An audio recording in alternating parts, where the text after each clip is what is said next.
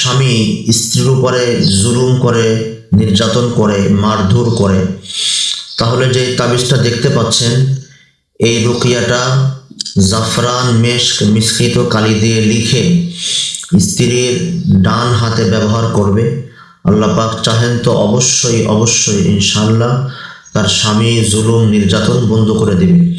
নিচে যে জায়গাটা দেখছেন, এখানে ফুলান বিন ফুলান আলা হুব্বি ফুলান বিন ফুলান, প্রথম ফুলানের স্থানে স্বামীর নাম প্রথমে, দ্বিতীয়তে স্বামীর বাবার নাম, এরপরে আলা হুব্বি দিয়ে এরপরে স্ত্রীর নাম, স্ত্রীর মার নাম। অথবা এভাবেও লিখতে পারেন যে আমার স্বামী অমুক, পিতা অমুক, সে আমার, লিখে লিখবেন আমি স্ত্রী এমক, আমার মা এমক, আমার বাধ্যগত হোক এবং আমার উপরে জুলুম নির্যাতন ছেড়ে দিক। ইনশাআল্লাহ আশা করি 100% কাজ হয়ে যাবে।